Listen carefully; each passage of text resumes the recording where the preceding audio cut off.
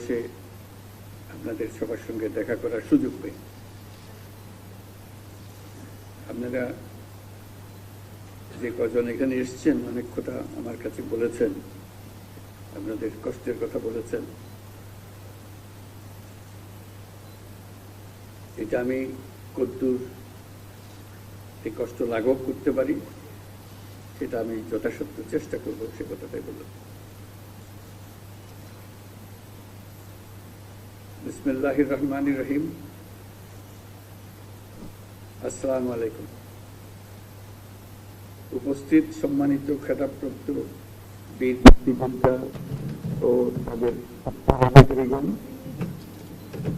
মুক্তিযুদ্ধ বিষয়ক মন্ত্রণালয়ের উপদেষ্টা, সেনা, নৌ ও বিমান বাহিনী প্রধানগণ, ঊর্ধ্বতন সামরিক ও অসামরিক কর্মকর্তাবৃন্দ এবং উপস্থিত শ্রোতৃবৃন্দ, 1971 সালের এই দিনে আমাদের সশস্ত্র বাহিনীর অকুতোভয় সদস্য এবং বাংলাদেশের আপামর জনসাধারণ সম্মিলিতভাবে দখলদার বাহিনীর বিরুদ্ধে সমন্বিত আক্রমণ সূচনা করে। সেই আক্রমণের ফলে আমাদের বিজয় ত্বরান্বিত হয় এবং ফলশ্রুতিতে আমরা স্বাধীন ও সার্বভৌম একটা দেশ বাংলাদেশ অর্জন করি। আমি আজ গভীর শ্রদ্ধার সাথে স্মরণ করছি স্বাধীনতা যুদ্ধে শাহাদাত বরণকারী সকল বীর শহীদদের এবং মহান আল্লাহর দরবারে আমি তাদের বিদেহী আত্মার মাগফিরাত কামনা করি। আমি সকল শহীদ বীর মুক্তিযোদ্ধা পরিবারের সদস্য এবং সম্মানিত যুদ্ধাহত বীর মুক্তিযোদ্ধাগণের প্রতি আন্তরিক শ্রদ্ধা জ্ঞাপন করছি। সশস্ত্র বাহিনী বিভাগের এই আয়োজনে আর্মি মাল্টিপারপাস কমপ্লেক্সে যে সকল খেতাবপ্রাপ্ত বীর মুক্তিযোদ্ধা ও তাদের উত্তরাধিকারীগণ উপস্থিত আছেন, তাদের জন্য রইল আমার বিনীত শ্রদ্ধা। মুক্তিযুদ্ধ বাংলাদেশের ইতিহাসে সর্বকালের সর্বশ্রেষ্ঠ ঘটনা, যার ফলে পৃথিবীর মানচিত্রে বাংলাদেশ একটি স্বাধীন সার্বভৌম রাষ্ট্র হিসেবে প্রতিষ্ঠাতা এবং পরিচিতি লাভ করেছে। দেশ স্বাধীন করার মহান ব্রত নিয়ে 71-এর 25শে মার্চ রাত থেকে বাঙালি সেনারা সেনানিবাস ত্যাগ করে সশস্ত্র যুদ্ধে ঝাঁপিয়ে পড়েন। একই সাথে এই দেশের কৃষক, শ্রমিক, ছাত্র জনতা, সাধারণ মানুষ সকলেই যার যা কিছু আছে তাই নিয়ে যুদ্ধে ঝাঁপিয়ে পড়ে, যা একটি জনযুদ্ধে রূপ নেয়। আমাদের মা বোনেরা মুক্তিযোদ্ধাদের পাশে থেকে প্রশিক্ষণ গ্রহণ সহ বিভিন্নভাবে যুদ্ধে সহযোগিতা করেছেন।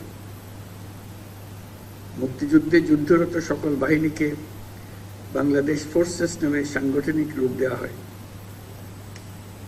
সমগ্র বাংলাদেশকে 11টি সেক্টরে ভাগ করে সশস্ত্র বাহিনীর নেতৃত্বে যুদ্ধ পরিচালিত হয়।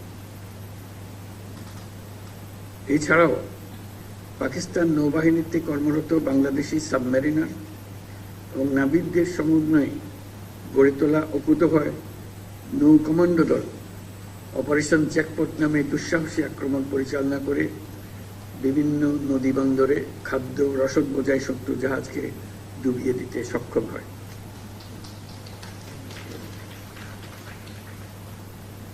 এছাড়াও বিমান বাহিনীর সদস্যগণের সমন্বয়ে গঠিত কিলো ফ্লাইট চট্টগ্রাম ও নারায়ণগঞ্জের জ্বালানি ডিপো সহ পাকিস্তানি হানাদার বাহিনীর গুরুত্বপূর্ণ স্থাপনায় সফল আক্রমণ পরিচালনা করে।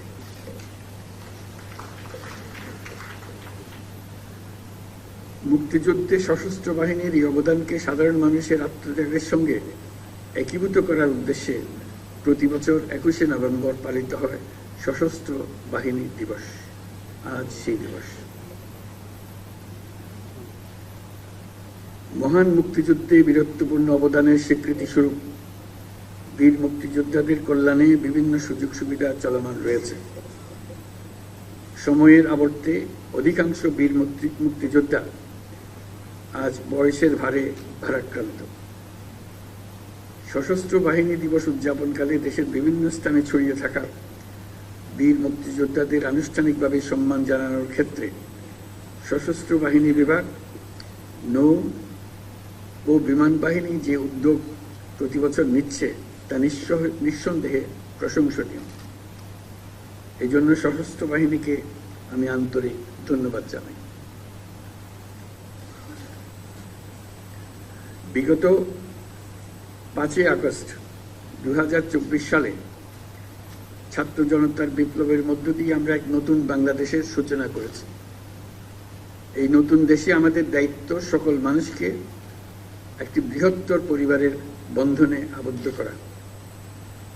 পরিবারে মতভেদ থাকবে, বাকবিতণ্ডা হবে, আমরা কেউ কারো শত্রু হব না, কাউকে তার মতের জন্য শত্রু মনে করব না, কাউকে ধর্মের কারণে শত্রু মনে করব না। আমরা সবাই সমান, আমরা সবাই একই পরিবারের সদস্য। কেউ কারো উপরে না, কেউ কারো নিচে না, এই ধারণা আমরা জাতীয় জীবনে প্রতিষ্ঠিত করতে চাই। বৈষম্যহীন, শোষণহীন, কল্যাণময় এবং মুক্ত বাতাসের রাষ্ট্রের যে স্বপ্ন নিয়ে মুক্তিযোদ্ধারা দেশ স্বাধীন করেছিলেন, আমি তাদের সেই স্বপ্ন পূরণে অঙ্গীকারবদ্ধ। আমরা এখন থেকেই বাংলাদেশকে এমনভাবে গড়তে চাই যেন এই দেশে জনগণই সত্যিকার অর্থে সকল ক্ষমতার উৎস হয়। বাংলাদেশ বিশ্ব দরবারে একটা মানবিক ও কল্যাণকর রাষ্ট্র হিসেবে সমাদৃত হয়। আমরা সকল রাষ্ট্রের সঙ্গে বন্ধুত্ব বজায় রাখব। আমাদের পররাষ্ট্রনীতির ভিত্তি হবে পারস্পরিক সম্মান, আস্থা, বিশ্বাস ও সহযোগিতা। জলবায়ু সংকট মোকাবেলায় এবং বৈশ্বিক শান্তি অর্থনীতি সুসংহতকরণে আমাদের একত্রে কাজ করতে হবে। তাই বিশ্বের সাথে তাল মিলিয়ে আমাদেরকে এগিয়ে যেতে হবে। আমাদের তরুণ সমাজ সম্পদের সীমাবদ্ধতা থাকা সত্ত্বেও যেন মেধার ভিত্তিতে নিজ নিজ সৃজনশীলতার বিকাশ ঘটিয়ে দেশ গঠনে অবদান রাখতে পারে, আমাদের সেই পরিবেশ নিশ্চিত করতে হবে। আজ আমি খেতাবপ্রাপ্ত বীর মুক্তিযোদ্ধা ও তাদের উত্তরাধিকারীদের সান্নিধ্যে আসার সুযোগ পেয়ে গর্বিত ও অনুপ্রাণিত।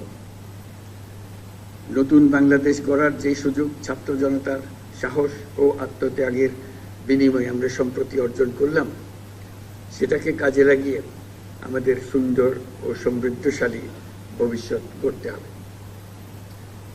বীর মুক্তিযোদ্ধা, শহীদ, আহত এবং জীবিত ছাত্র জনতার কাছে আমরা প্রতিজ্ঞাবদ্ধ থাকতে চাই। যে সুযোগ তারা আমাদেরকে দিয়েছে, তার মাধ্যমে আমাদের দেশকে পৃথিবীর সামনে একটি দৃষ্টান্ত স্থাপনকারী দেশে পরিণত করতে আমরা শপথ নিয়েছি। অন্তর্বর্তীকালীন সরকারের প্রধান উপদেষ্টা হিসেবে আমাদের বীর মুক্তিযোদ্ধা এবং তাদের উত্তরাধিকারীদের কল্যাণার্থে যা কিছু প্রয়োজন তা করার জন্য এবং এই ধারা অব্যাহত থাকবে ইনশাআল্লাহ। আজ খেতাবপ্রাপ্ত বীর মুক্তিযোদ্ধা এবং তাদের উত্তরাধিকারীদের সম্মাননা প্রদানের সুযোগ তৈরি করে দেওয়ার জন্য আমি সশস্ত্র বাহিনী বিভাগ সহ সংশ্লিষ্ট সকলকে আন্তরিক ধন্যবাদ জানাচ্ছি। পরিশেষে আমি সকল বীর মুক্তিযোদ্ধা এবং তাদের পরিবারবর্গ সহ সমগ্র দেশবাসীর সুখ, শান্তি এবং সার্বভৌম মঙ্গল কামনা করে আমার বক্তব্য এখানে শেষ করছি। মহান আল্লাহ আমাদের সহায় করুন। ধন্যবাদ মাননীয় প্রধান উপদেষ্টা আপনার মূল্যবান বক্তব্যের জন্য।